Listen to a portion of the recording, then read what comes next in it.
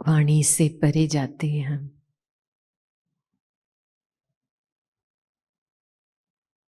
तो साइलेंस भी एक भाषा बन जाती है।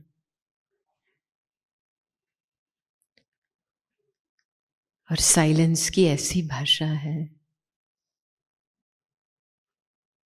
कोई संकल्प उसका साधन नहीं है।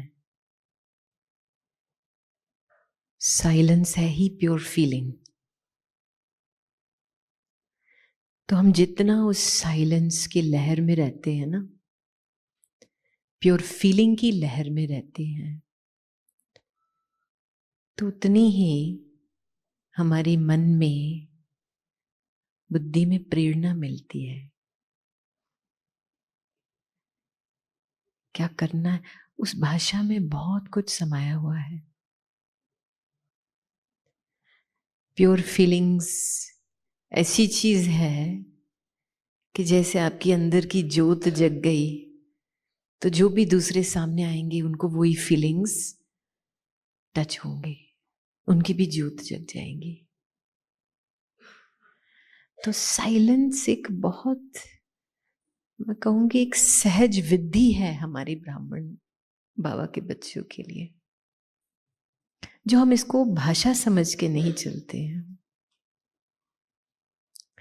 जो भी दुनियावी एक्सपीरियंस है, ओपिनियंस है, आइडियाज है, हम उसको नॉलेज समझ के उसके बेसिस पे हमारे विचार चलते हैं। लेकिन जो साइलेंस की भाषा है बहुत न्यारी है, वेरी यूनिक लैंग्वेज।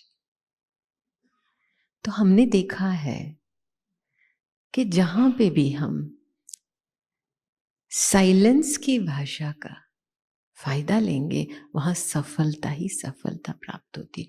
कम खर्च वाला नशीन होता है। यही है ना आपका थीम, सरल योगी जीवन कैसे बनी रहे।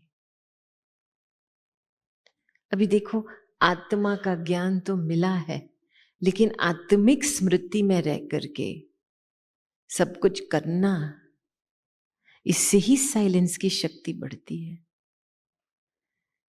नहीं, दादी जान की ऑलवेज ये बात को अंडरलाइन करती थी हमारे लिए, कि कर्म करते हुए भी साइलेंस की शक्ति जमा हो। जब आप उस भाषा को ही यूज करेंगे तब तो वो बढ़ेंगी ना अंदर से।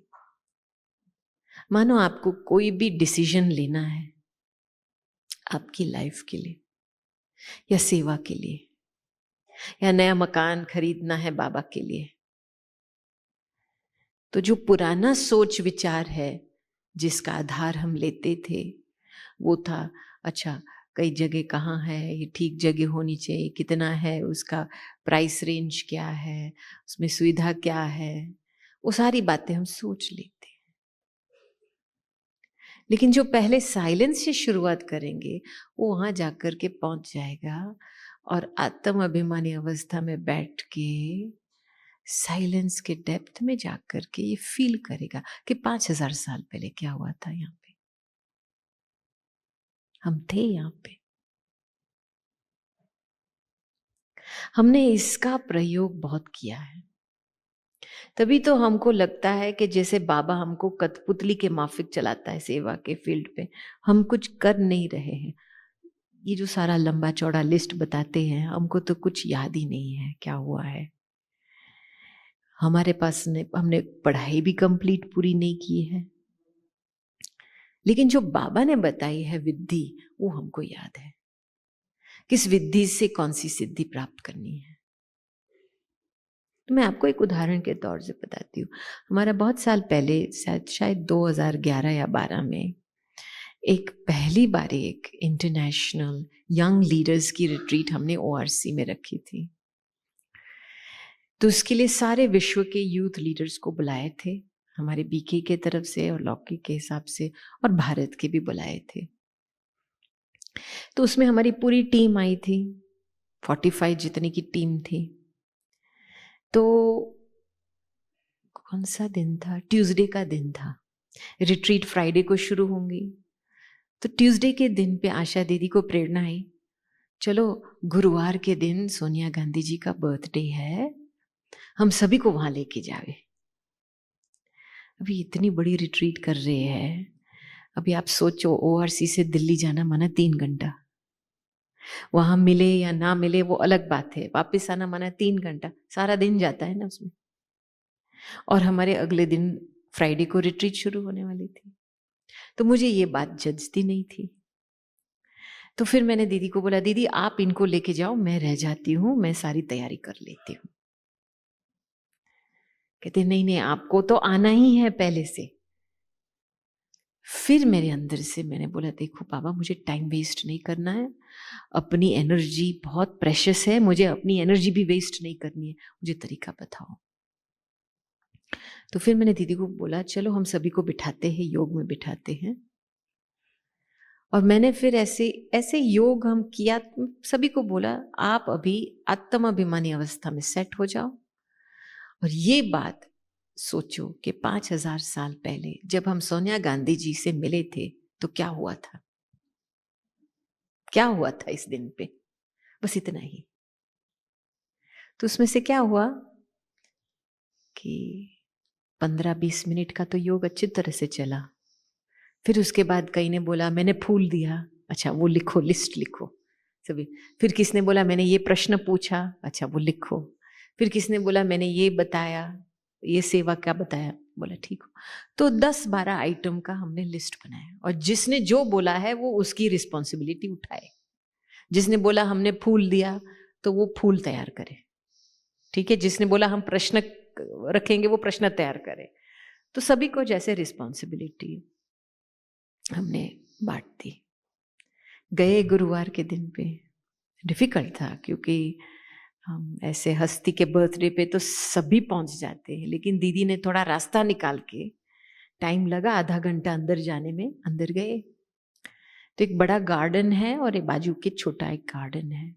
तो हम बड़े गार्डन में सभी के साथ खड़े थे। तो दीदी ने बहुत कोशिश किया कि हम प्राइवेट गार्डन में जाए, लेकिन मना किया, क्योंकि हमको देंगे तो फिर औरों भी पूछेंगे। तो जो एड था उसने बोला, देखो आप है ना, जब सोनिया जी बाहर आएंगे सभी से मिलेंगे तो वो बाहर जाएगी मीडिया को मिलने के लिए, तो सारा क्राउड वहां जाएगा, लेकिन आप नहीं जाना बाहर, आप अंदर रहना। तो फिर जब वापस सोनिया जी आएंगे तब हम आपको मिलाएंगे। तो ठीक है। तो ऐसे ही हुआ, वो आए, वो बाहर गए, मीडिया को मिला, 20 मिनट हुआ, फिर वापस आए तो हम अकेले थे गार्डन में, हमारा पूरा ग्रुप अकेला था गार्डन में। तो अच्छी तरह से सामने आकर के मिली, और जैसे आई तो तुरंत हमने जो वो 10-12 चीजों का लिस्ट बनाई थी ना, कौन फूल देगा, कौन प्रश्न पूछेगा, कौन क्या करेगा, एकदम एक से एक से एक से एक से शुरू हुआ। और कभी कभी तो ये लोग इत्तेफाक से 5 मिनट मिलते हैं, 20 मिनट तक हमारे साथ वहां खड़ी रही। भाई साहब भी थे, ब्रिजमोहन भाई साहब भी थे, आशा दीदी पे। इतना अच्छा उसको लगा कि वो वहां से जा ही नहीं। फिर हमारे साथ वार्तालाप शुरू किया। फिर किसने पूछा आप कौन से बेसिस पे डिसीजन लेते हैं, तो उन्होंने बहुत अच्छा जवाब दिया। कहती है मैं अपने विवेक से पूछती हूँ। तो ऐसे 20 ऑलमोस्ट 25 मिनट पास हुए। तब भाई साहब बहुत खुश हुए, कहते देखो हम राखी बांधने के लिए जाते हैं, हमको इतना टाइम भी नहीं मिलता है जितना आज मिला। मैंने बोला भाई साहब ये साइलेंस का फल है, साइलेंस की शक्ति का फल है ये।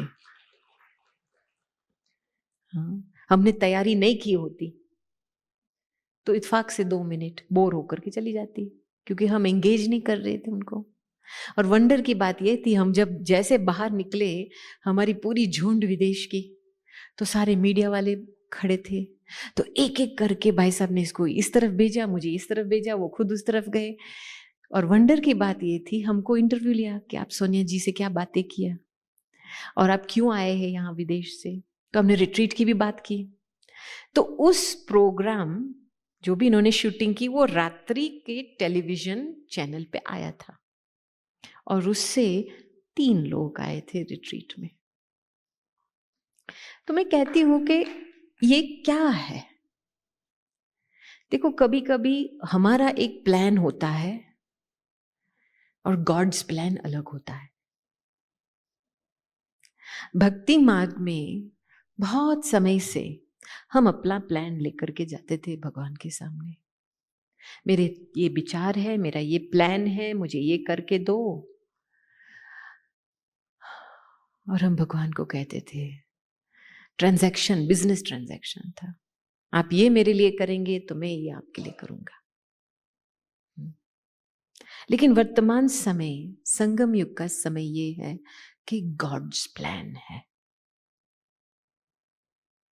और कभी कभी ओपन माइंड रखना बहुत जरूरी है इस बात में, खास करके जो हमारे बड़े कहते हैं। कभी कभी प्रैक्टिकल नहीं लगता है, लेकिन जब हम उस चीज को स्वीकार करते हैं और रियली साइलेंस में जाकर के काम करते, तो असंभव भी संभव होता है। बहुत बारी मेरी जिंदगी में मुझे ये अनुभव हुआ है, दादी के साथ भी बहुत बारी हुआ है। तब से मुझे पता चला कि देखो, साइलेंस की शक्ति की लहर में रहना है तो अपनी बुद्धि को सार में रखना बहुत जरूरी है। आप देखो ना, आपकी बुद्धि की चैनल कई बातों में विस्तार में चली जाती है। चैनल खुलता है इसके लिए, उसके लिए चैनल खुलता है, इसके लिए चैनल खुलता है। तब तो बेचारा मन थोड़ा हलचल में आता है ना, बुद्धि इधर उधर डिस्ट्रैक्ट होती है ना। अभी बुद्धि को सार में रखने लिए कि सीट पे बैठना है, सीट से काम लेना है। सीट से हम काम नहीं लेते हैं तो मेहनत लगती है, मन को एक मेहनत महसूस होती है, फिर सब कुछ डिफिकल्ट लगता है। अपने को संभालने के लिए डिफिकल्ट लगता है, खाना पकाना डिफिकल्ट लगता है, कमाई करना डिफिकल्ट लगता है, सब कुछ मेहनत लगता है, क्योंकि मन उस फीलिंग में आ गया है ना। हम जो बिना सीट से काम करते हैं ना, तो कोई हमारी बात नहीं सुनता, हम शक्तिहीन महसूस करते हैं खुद, इसीलिए डिफिकल्ट लगता है। अभी मैं आपको एक प्रैक्टिकल डेमोन्स्ट्रेशन करना चाहती हूँ इस बात में, ठीक है ना? आप ज्वाइन करेंगे? अच्छा, मेरा रिक्वेस्ट है, आप 3 बारी उठो और बैठो। बहुत समय से बैठे हैं ना, तो अच्छी स्ट्रेचिंग भी हो जाएगी। 3 बारी उठो, बैठो बस।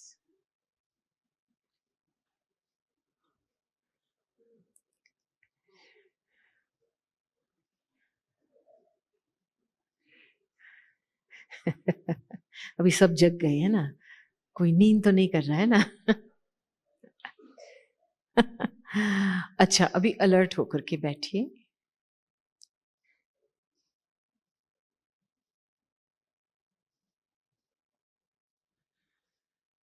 अभी हम श्वास से शुरू करेंगे।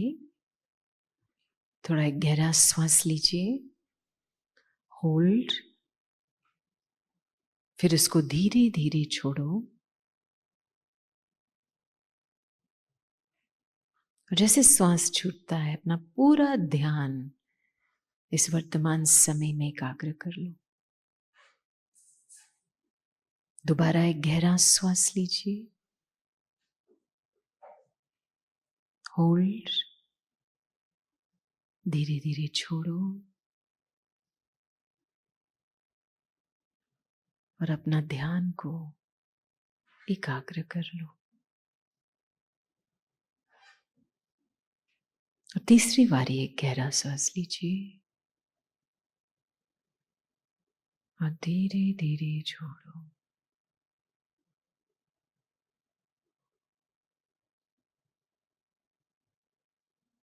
अभी साक्षी होकर के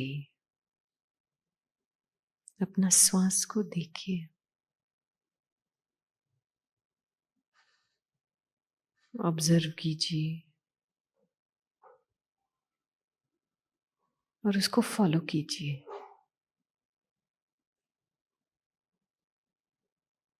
अभी अपने श्वास के स्रोत तक अपना ध्यान लेके चलो।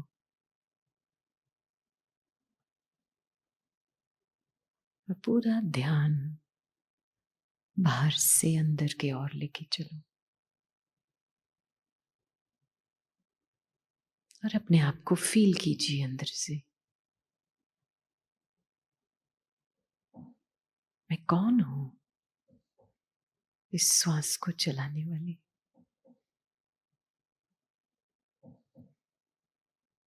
अपनी आंतरिक शक्ति को महसूस कीजिए।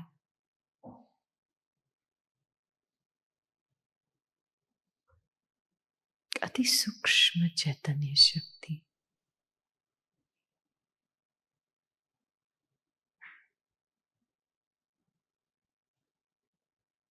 श्वास को चलाने वाली,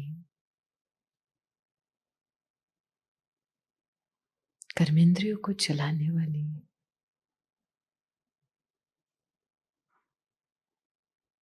आत्मा हूं।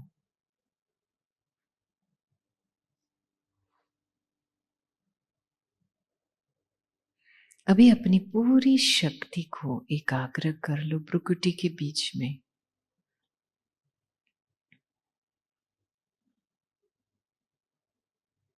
मैं आत्मा हूं।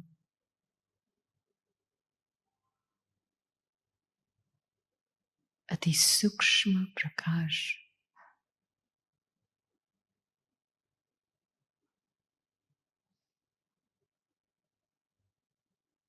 ज्योति बिंदु आत्मा हूं।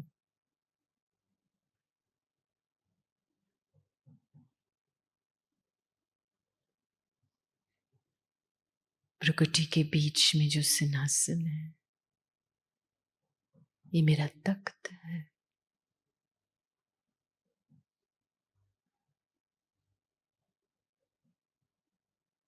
अभी जो आपका पुराना नाम रूप है वो भूल जाओ, छोड़ दो और एकदम लाइट का स्वरूप बन जाओ।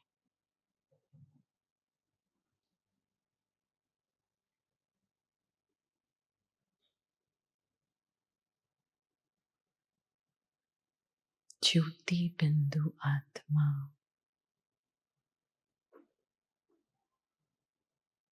शांत चित आत्मा।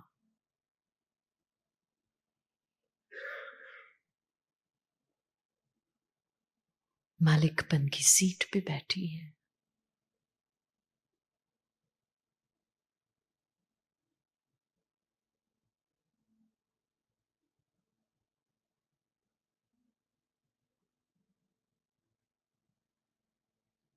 अभी इसी सीट की स्मृति में आप अभी एक संकल्प रचेंगे कि मैं आत्मा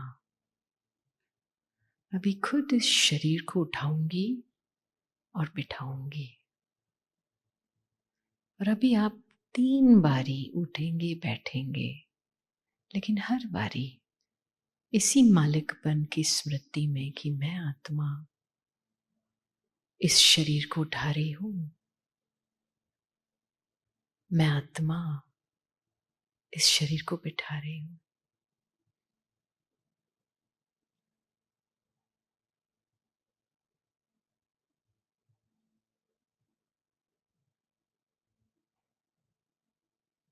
तीन बारी उठो और बैठो।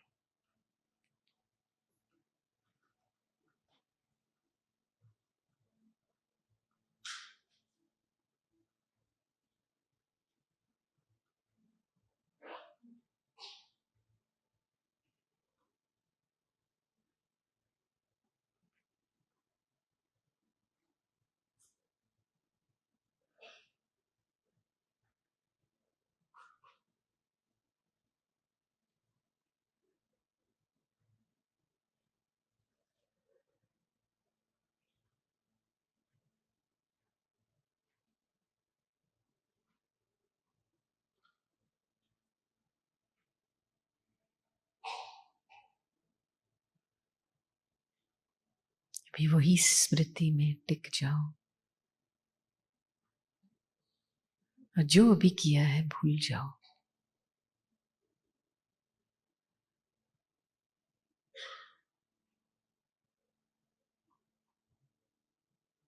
मैं आत्मा इस शरीर की मालिक हूं।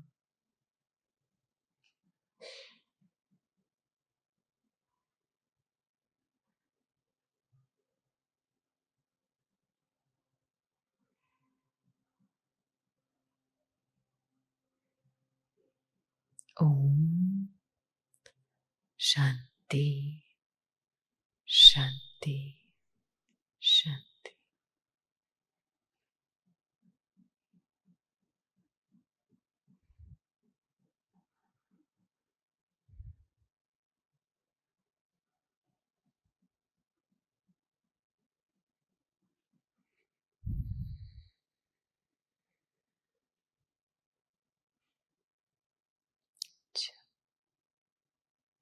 आप जब पहली बारी उठे और बैठे और दोबारा जब उठे और बैठे तो फर्क पड़ा? किसको फर्क पड़ा? हाथ ऊंचा करो। अच्छा, सभी को फर्क पड़ा। क्या फर्क पड़ा आपको? इजी लगा? और क्या फर्क पड़ा? हाँ, लाइट किसको महसूस हुआ? कि सेकंड टाइम बहुत हल्कापन। हाँ, पहली बारी पावर किसके हाथ में थी? किसके हाथ में पावर थी? मेरे हाथ में पावर थी ना। यहां से ही मैं चला रही थी ना, उठो बैठो उठो बैठो। और यहां से जो दृश्य दिखाई दिया था पहली बारी, तो ऐसे वैसे जल्दी उधर एक दोनों को देख करके जैसे रिएक्शन में उठ रहे थे सभी। अरे बहन जी हमको क्यों उठा रही है, चलो ये लोग उठ रहे, चलो उठो साथ में। करना पड़ता है ना।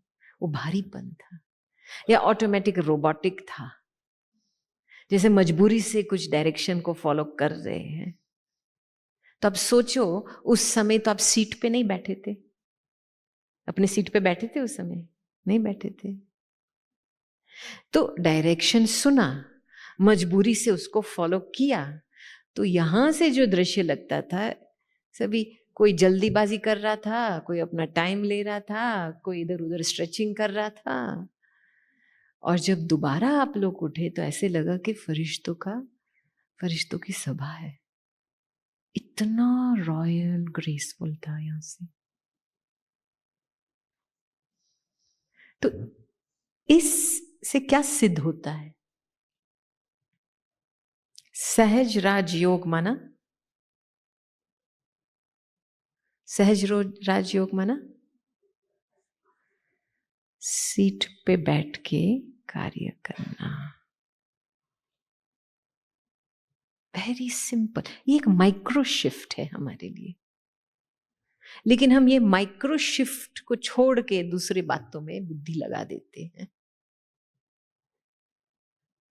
इस बात में एकाग्रचित्त की जरूरत है कि अपनी पूरी शक्ति को अपने आप को सीट पे बिठा दो, सीट से नहीं हिलो। क्योंकि जैसे आप सीट में बैठते हो और सीट से डायरेक्शन देते, everything becomes easy, everything becomes light. लेकिन बिना सीट से मेहनत। देखो ना, कोई जज होता है, लॉ कोर्ट में जाता है, तो क्या करता है? पहले अपना वस्त्र पहनता है, अपनी टोपी पहनता है, फिर अपनी सीट पे बैठ के हैमर लगाता है ना, सब बातें सुन करके फिर जजमेंट पास करता है ना। तभी वो जजमेंट पूरी लीगल सिस्टम एक्सेप्ट करती है। अभी वही सेम जज, उसको वही ज्ञान है और घर में है और अपने बीवी के साथ चाय पी रहा है, तो उसी समय जजमेंट पास करेगा तो कोई सुनेगा क्या? नहीं सुनेंगे ना। वही व्यक्ति है, same knowledge, same experience, but no seat. आज की वाणी का यही महत्व था। ईश्वर के दिल तख्त पे बैठना है, खुद के तख्त पे विराजमान रहना है। तभी आप देखो ना, सब इजी है सच में। हमको इत्फाक से हमारे ब्राह्मण जीवन में कुछ मेहनत लगी है। हाँ, मेहनत इस बात में है कि आपको पुरुषार्थ तो करना है। कोई चीज प्राप्त करनी है तो आपको टाइम निकाल के कर्म में तो आना है। ऐसे थोड़ी बिना कर्म से कुछ होगा आपको। लेकिन उस समय वो मेहनत महसूस नहीं होंगी, वो खुशी खुशी से, प्यार, हल्केपन से, बाबा के साथ से। मैं कब से ये बोल के आई हूं कि देखो, हमको एक अनुभव हुआ था, हमारा फरवरी मास में थोड़ा बैक पेन हो गया था, उसमें थोड़ा सा खिसक गया था। उसके बाद फिर हमको विदेश की ट्रैवल में जाना था, तो हमने पहली बार व्हील चेयर लिया। अभी हम तो बहुत यूज्ड टू है ट्रैवलिंग में, हम हमारा सामान उठा के चल पड़ते, कैबिन बैगेज, वो बैगेज। अभी इस सिचुएशन में तो मैं कुछ उठा भी नहीं सकती थी। तो उस समय वो जो व्हीलचेयर वाला भाई आया, उसने बोला, सिस्टर आप बैठ जाओ ना, मैं हूं ना, मैं सारा सामान लेता हूं, आप बैठ जाओ, आराम से बैठ जाओ। वो इतना प्यार से उसने बोला कि मैं जैसे बैठी, इसको सामान दे दिया। उसने व्हीलचेयर ट्रॉली को वो व्हीलचेयर के हैंडल पे क्लिप कर दिया। फिर मेरा सारा टेंशन खत्म। मुझे कहाँ जाना है, कौन से गेट पे जाना है, कितने बजे पहुंचना है, सारा टेंशन खत्म। वो चलाने वाला है ना, उसको पता है मुझे सही टाइम पे कहाँ तक पहुंचाना है उसको। इतना मजा आया मुझे, सारा एयरपोर्ट घूमे ऐसे जैसे छोटी बेबी होती है ना, बस ऐसे देखते रहे सब चीजें को। कोई भी टेंशन नहीं, कहाँ जाने का टेंशन नहीं। तो साक्षीपन की जो सीट है, ये जो सीट है, साथीपन को जब हम बाजू में बिठाते हैं, तब हम साथी को सारा बोझ दे दो ना। उसको पता है वो पतित पावन है, आपको पावन बनाने के लिए ही आया है, और उसका काम है कि सत्युग के लिए आपको तैयार करना है। तो जो भी है, मैंने दादी में बहुत ये बात देखी है।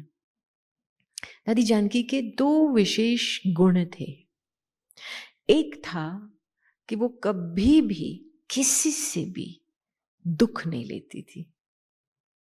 दुख देने की बात तो छोड़ो, लेकिन दुख नहीं लेती थी कोई भी बात से, क्योंकि वो कहती थी एक भी बूंद का दुख चला गया तो जैसे पॉइजन, मेरे खजाने में पॉइजन आ गया। हाँ। तो ये एक फुल प्रूफ मैकेनिज्म होनी चाहिए हमारी, क्योंकि मेहनत तब लगती है जब कुछ बाहर से अंदर आया है, मन को भारी बना रहा है, क्योंकि हमने कुछ बाहर की चीजें स्वीकार की है। ये एक बात। और दूसरी बात कि बीच बीच में दादी का ये अभ्यास था, साइलेंस में जाकर के सब बोझ बाबा को देना।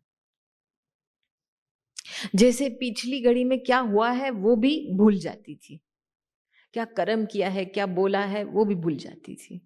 सब बोझ, सब कुछ बाबा को देकर के अपने को हल्का कर देना। उसका काम है ना, वो जाने, उसके बच्चे हैं, उसके बच्चे के प्रॉब्लम्स है, दादी क्यों सिरदर्दी उठाए। तो दादी का ये एक बहुत स्ट्रिक्ट अभ्यास था। भले जितने भी लोग आते थे दादी के सामने मिलने के लिए, बीच बीच में दादी थोड़ा साइलेंस का गैप रख करके सीट पे बैठ करके साथी को सब कुछ दे देती थी। इजी राजयोग है ना। अभी आप अपने दिल से पूछो, क्या बोझा लेके, क्या बोझा उठा के अभी सब जगह घूम रहे हैं आप, और क्या ये बोझा आपका है? कभी कभी क्या सूक्ष्म रीति से एंजाइटी रहती है अंदर, क्योंकि हम कुछ पकड़ के बैठे हैं। जो चीज हमारी नहीं है वो चीज हम पकड़ के बैठे हैं।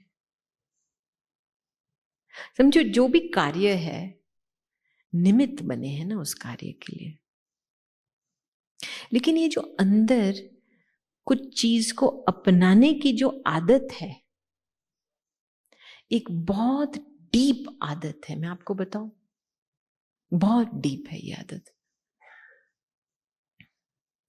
मैं आपको, आप अभी जिस सीट पे बैठे हो, आप कंफर्टेबल हो ना? कंफर्टेबल हो ना सभी? ठीक है ना? अभी हम आपको रिक्वेस्ट करेंगे कि आप उठ करके ब्रेक ले लो, तो आप ब्रेक के लिए जाएंगे, ठीक है? फिर वापस कहाँ आएंगे? क्यों, इतनी सारी सीट तो खाली है, वहां क्यों आएंगे? आधा हॉल खाली है, वहां क्यों आकर के बैठेंगे? हाँ, क्योंकि वो हमारी सीट बन गई है। किस बेसिस पे हमारी सीट बन गई है? कंफर्टेबल है, अच्छा कंफर्टेबल है, लेकिन बहुत सारी कुर्सियां सेम है, वो भी सारे कंफर्टेबल है। अब बस अपनापन बन गया ना, यहाँ 20 मिनट बैठ करके। वास्तविकता क्या है, आपकी सीट है ही नहीं। लेकिन जो चीज आप 20-30 मिनट तक बैठे हो, आपने उसको मेंटली अपना दिया है। We do this all the time, all the time. कई लोग तो ऐसे होते हैं, अपना नोटबुक पेन रख करके जाते हैं, कोई मेरी सीट ना ले लेवे, राइट? वैसे तो आप सीट लेके भी नहीं आए, अपने सीट भी नहीं बनाई है, फिर भी मेरी सीट बन गई। इतने थोड़े समय में मेरी सीट बन गई। अभी आप वापस आएंगे और कोई और बैठा होगा वहां पे, तो क्या सोच चलेगा? हाय, मेरी सीट पे कौन बैठ गया है? कितना धोखा देते हैं हम अपने आप को।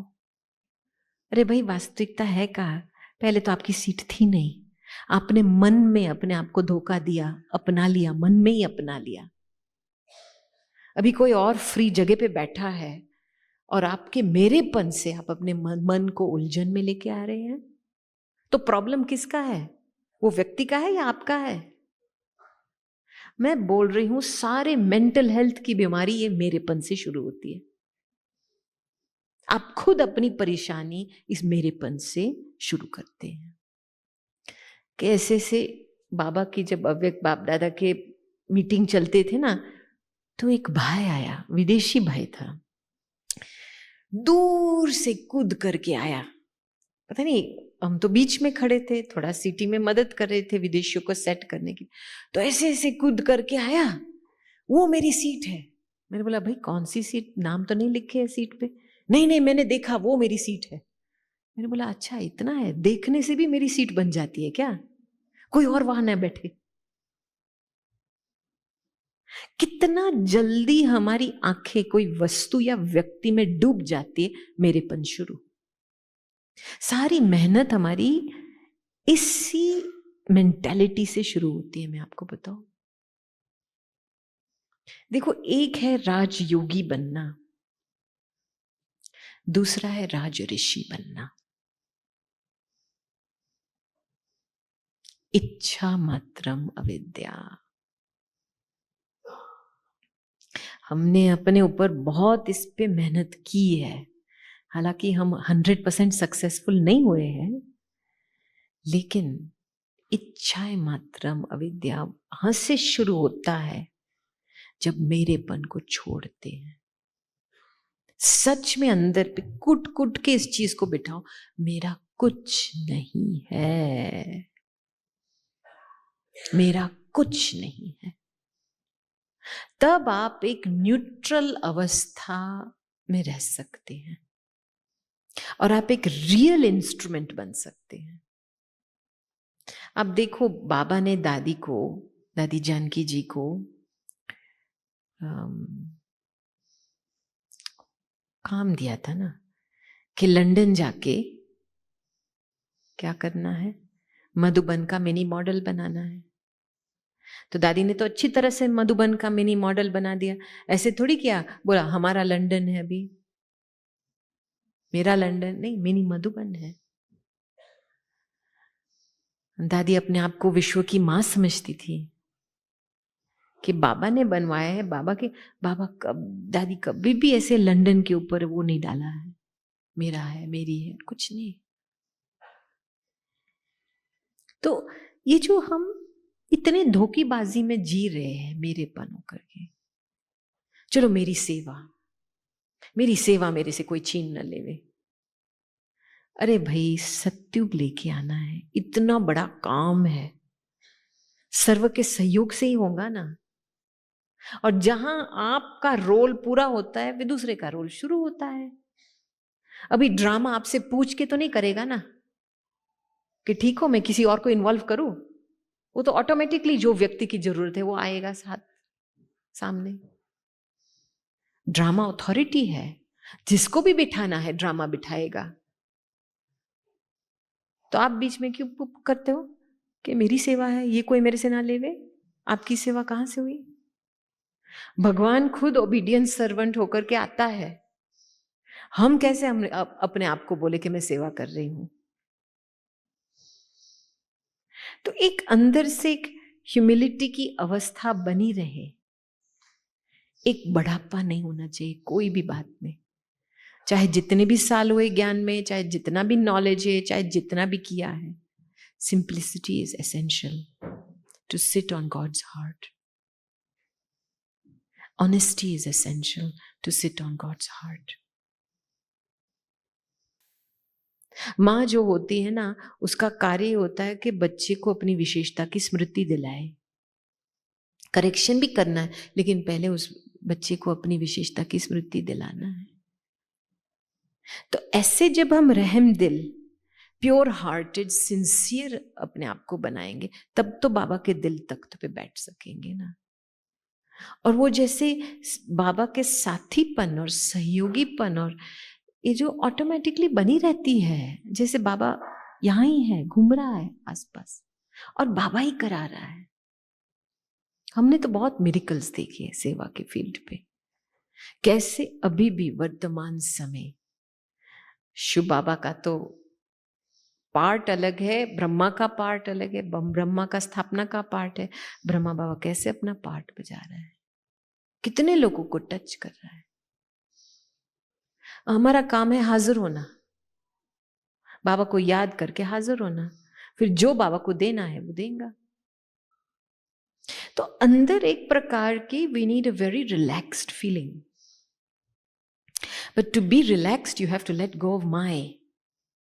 और जो भी टेंशन एंजाइटी अंदर महसूस करते, सूक्ष्म में भी एक कुछ मेरापन पकड़ के बैठे हैं.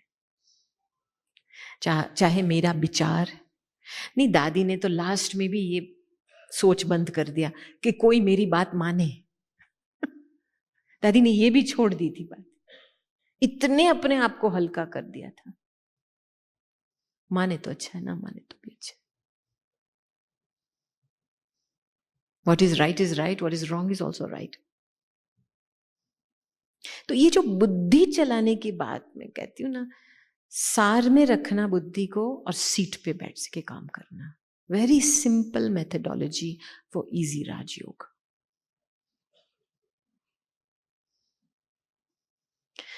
और ड्रामा को कभी चैलेंज नहीं करना चाहिए.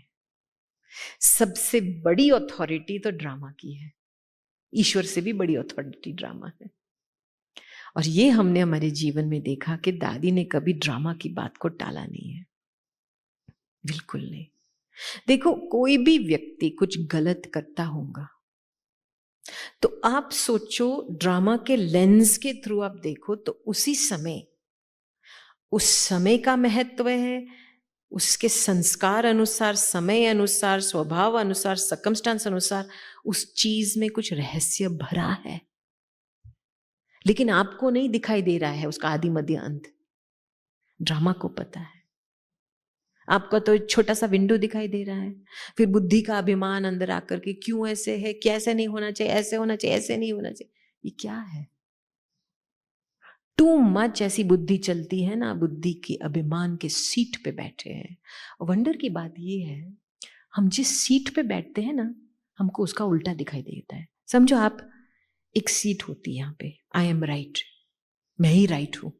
आज बाबा ने बताया था ना, नहीं, मैं ही राइट हूं. अभी आप उस सीट पे बैठेंगे ना कि मैं ही राइट हूं, यही विचार राइट है, तो आपको सब कुछ रॉन्ग दिखाई देगा.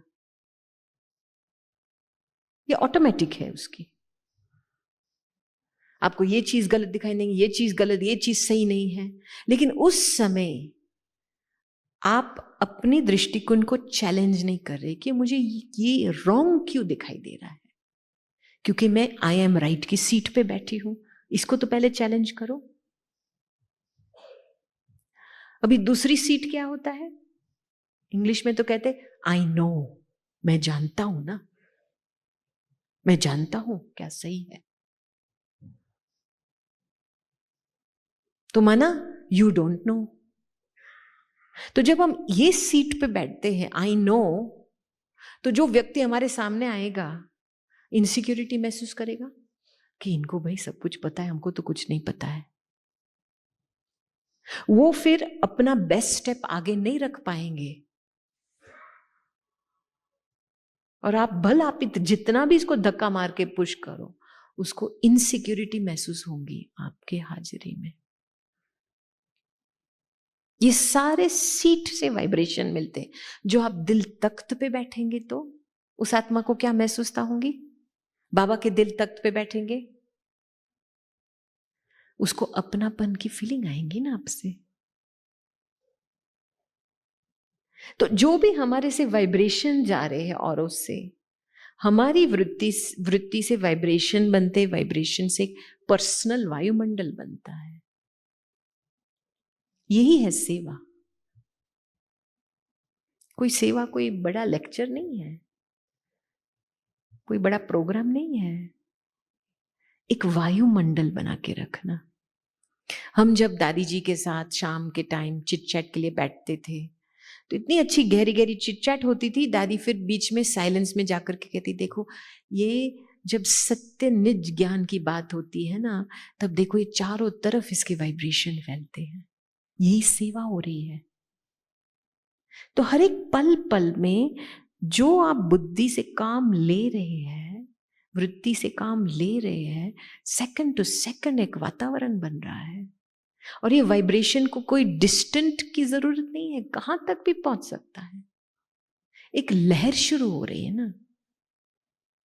हमने एक बार दादी को पूछा था, दादी आप तो कहते हैं, सब बाबा भी कहते हैं, स्व परिवर्तन से विश्व परिवर्तन, तो एक व्यक्ति कैसे सब परिवर्तन लिखे? दादी ने बोला लहर शुरू करो, अपनी धारणाओं के बेसिस पे आप लहर शुरू करो। तभी वो कैच होती है। 1 से 2, 2 से 3, 3 से वो वाइब्रेशन पास होते रहते हैं। ऐसे नहीं इंतजार करो कि ये लोग बदले, परिवर्तन हो तब मैं बदलूंगा। अभी ये बात जरूरी है हर एक बीके के लिए कि साइलेंस की शक्ति को जमा करना है तो बीच बीच में अपना चित्त तो साफ रखना है। क्या है, चित्त में बहुत सारी बातें भरी हुई है, भरे हुए बैठे यहां पे। इसलिए तो आधा टाइम नींद आती है, कंसंट्रेशन पावर खत्म हो जाती है। दादी ये अपने लिए बहुत काम करती थी, चित्त को साफ करती थी बहुत। मानी कोई भी पुरानी बातें मुझे याद ना आए। अभी कुछ बात याद आती है तो क्यों याद आती है? क्योंकि उस यादाश्त के साथ एक संस्कार जुड़ा हुआ है। हमने वो मेमोरी किस बेसिस पे क्रिएट किया है? हम कोई ना कोई पुराना संस्कार यूज करके हम कर्म में आए थे। हमने कुछ बोला, किसी को दुख दिया, हमने कुछ मिस्टेक किया, गलत कर्म किया। वो संस्कार के आधार से होता है ना। और आप देखेंगे जो अच्छी चीज है वो इतनी याद नहीं रहती, लेकिन जो आपने बुरी की है वो तो याद बार बार रहती है। सत्युग नाम तो बोलते हैं, लेकिन सत्युग के मेमोरीज तो किसी के पास है ही नहीं, क्योंकि हम उसी समय सत्य थे, एक थे अंदर से। मेमोरी तब बनती है द्वापर के शुरू से, जब हम तख्त से गिरते हैं, विकर्म में आते हैं, तब चित्त हमारी एक मेमोरी ट्रैक बन जाती है। तो जो विकर्मों का होता है वो नोट होता है वहां पे। तो जब हम वापस एकाग्र चित्त का यही है कि एक की बातें सारा टाइम चित्त में लगी पड़े, बस एक की ही बातें, दूसरी कोई बातें नहीं। हमको जब योग सिखाया गया था शुरू शुरू में, तो मनोहर दादी जी थे, चंद्रमणि दादी जी भी थे इंद्रप्रस्थ में, और बहुत छोटे थे, 8 साल की उम्र थी हमारी उस समय। हम 5 बच्चे थे और हमारे पिताजी लेके गए थे, कहते इनको मेडिटेशन सिखाओ ना। 2 बड़ी बड़ी दादियां, हम पट पे बैठे थे, इतने छोटे छोटे कमरे होते थे, हमारे पिताजी दोनों दादियाँ बेड पे थी, पिताजी वहाँ चेयर पे बैठे थे और हम सब नीचे बैठे थे। तब चंद्रमणि दादी जी ने हमको बताया था कि देखो, योगी बनना है तो मन का संभाल जरूर करना है, और मन को दो चीजें चाहिए, लव चाहिए, लॉ चाहिए। और फिर मनोहर दादी ने हमको ये प्रैक्टिस बताई थी कि अभी मन को डिसिप्लिन में रखने के लिए क्या करना चाहिए, ताकि वो एकाग्रचित रह सके, मन मनाभव रह सके। तभी हमको 4 प्रश्न दिए थे। मैं कौन हूं, मैं किसकी हूं, मैं कहां से आई हूं, मुझे क्या करना है। 4 प्रश्न। और ये होमवर्क दिया कि अभी आप जाओ 1 घंटे के लिए एकांत में बैठो और 4 प्रश्न का खुद के साथ डायलॉग शुरू करो, और 3 साइकिल करने हैं इस डायलॉग के। 4 प्रश्न 3 साइकिल में, और बीच में आपका मन भटका तो वापस क्वेश्चन 1 से शुरू करना है, और उठना नहीं है जब तक आपने 3 साइकिल कंप्लीट नहीं किए हैं बिना मन भटके, तब तक उठना नहीं है। हम गए बाबा के कमरे में, बाबा के सामने बैठे, 10 बजे था सवेरे, तो शुरू किया, मैं कौन हूं। फिर कोई माता जी आई और बिल्कुल मेरे और बाबा के बीच में बैठी, तो हमारा मैं कौन हूं, अरे ये कौन है, होता है ना। हाँ, पूरा कमरा खाली है और आई बिल्कुल हमारे सामने बैठने के लिए। ये माया का तरीका होता है, पता है ना। तो फिर हम उठे, साइड में बैठे, फिर हमने शुरू किया, मैं कौन हूं, किसकी हूं। इतना अच्छा लग रहा था। फिर बाहर से एक ट्रक हॉर्न बजा के गया, अरे भाई ये क्या है। तो ऐसे 10 मिनट गए डिस्ट्रैक्शन होने में। फिर मैंने जब टाइम देखा कि 10-15 मिनट गए हैं और मेरे पास केवल 45 मिनट बचे हैं, तब मेरे अंदर से एक दृढ़ता पैदा हुई कि देखो, मन को एकाग्र रखना है तो दृढ़ता की बहुत आवश्यकता है, कि कैसे भी करके मुझे इस मन को, मुझे ये होमवर्क कंप्लीट करना है। और जैसे दृढ़ता पैदा हुई, फोकस पैदा हुआ, सब कुछ बाहर की बातें डिफोकस हो गई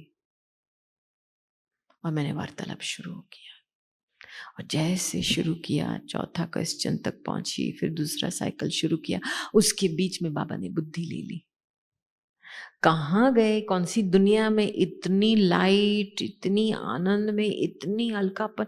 ये देह भी फिनिश्ड, वो भी फिर पता नहीं आंखें बंद हो गई थी, कब बंद हो गई थी, बस लाइट ही लाइट। और जब आंखें खुली, ऐसे लगा कि 2 मिनट के लिए बैठी हूं। हुआ था 45 मिनट। उसके बाद तो हम 1-1.5 दिन के लिए तो मैं बोल ही नहीं पाती थी, मेरे शब्द भी नहीं थे। इतना गहरा साइलेंस और प्यार और आनंद का अनुभव हुआ था। अभी वर्तमान समय एकाग्रचित बनना है, माना मैं कौन, मैं किसकी हूं, मैं कहां से आई हूं, मुझे क्या करना है, मैं कौन हूं। बस एक की ही बातें चित्त में घूमती रहे। अभी अलर्ट होकर के बैठिए और हम इस 4 प्रश्नों से का एक्सपेरिमेंट करेंगे, ठीक है। मैं थोड़ा साइलेंस में एक एक प्रश्न पूछूंगी और आपको ज्यादा दिमाग नहीं चलाना है इसमें। आत्मा की इंटेलिजेंस है, उसको पता है वो कौन है, उसको बोलने दो। तो मैं 3-4 बारी इन 4 प्रश्नों का प्रयोग, एक रेपिटेशन करूंगी, ठीक है। ओके, चलो अभी फिर से हम श्वास से शुरू करते हैं। गहरा श्वास लीजिए और धीरे धीरे छोड़ो।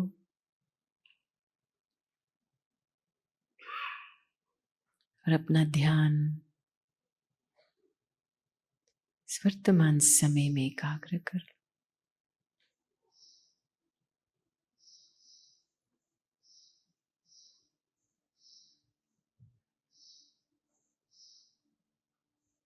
अभी चलो अंदर की यात्रा शुरू करते हैं।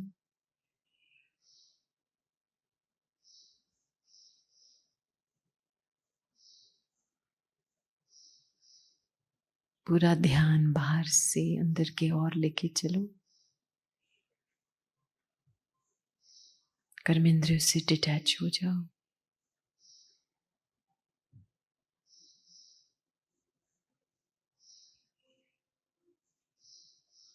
और अपने आप से पूछिए, मैं कौन हूं?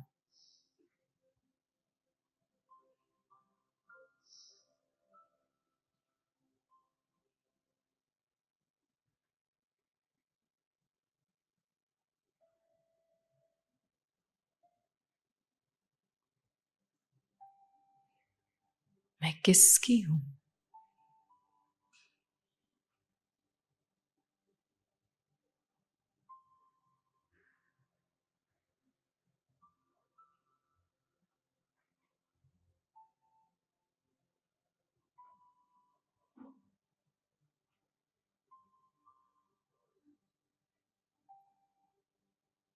मैं कहां से आई हूं?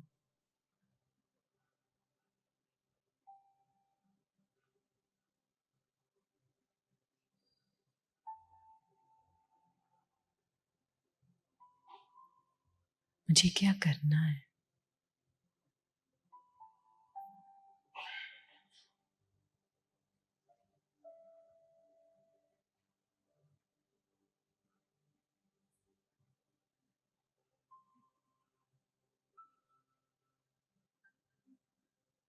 मैं कौन हूं?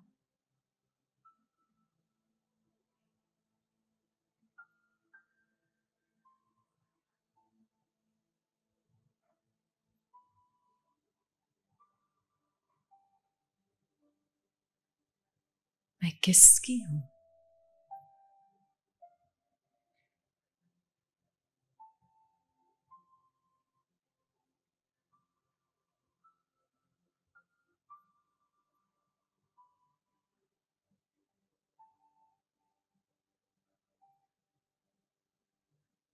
मैं कहां से आई हूं?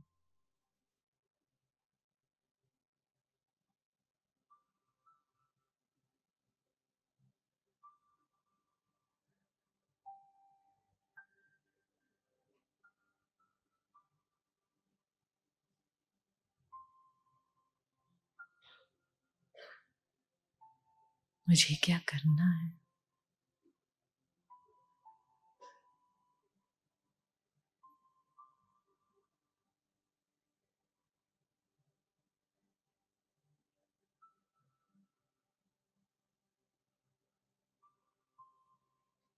मैं कौन हूं?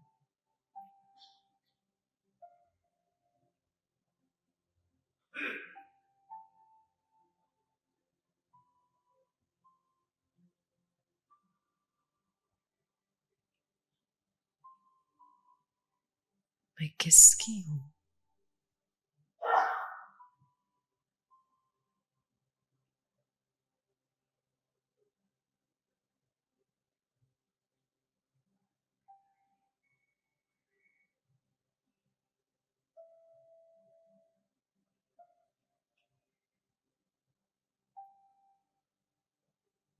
मैं कहां से आई हूं?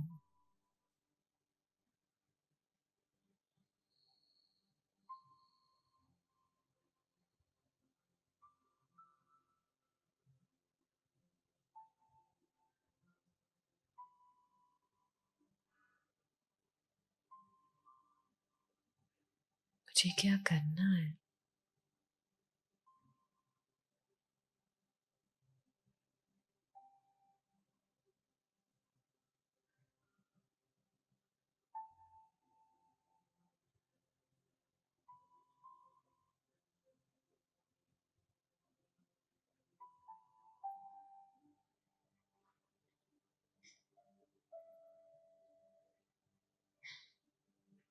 मैं कौन हूं?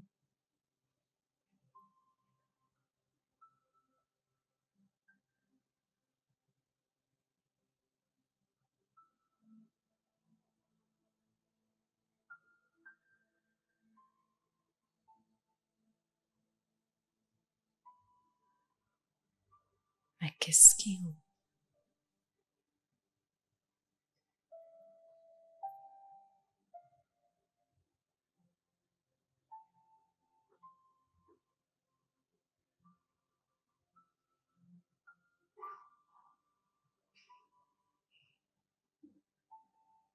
कहां से आई हूं?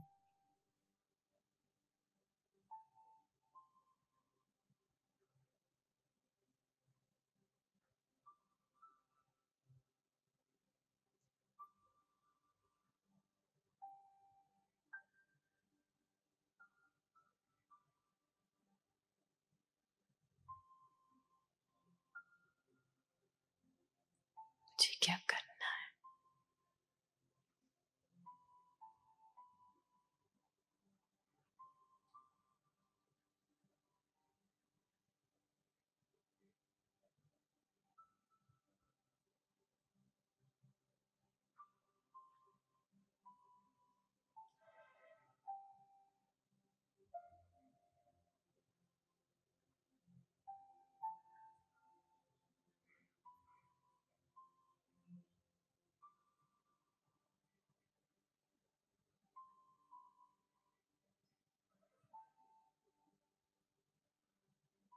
ओम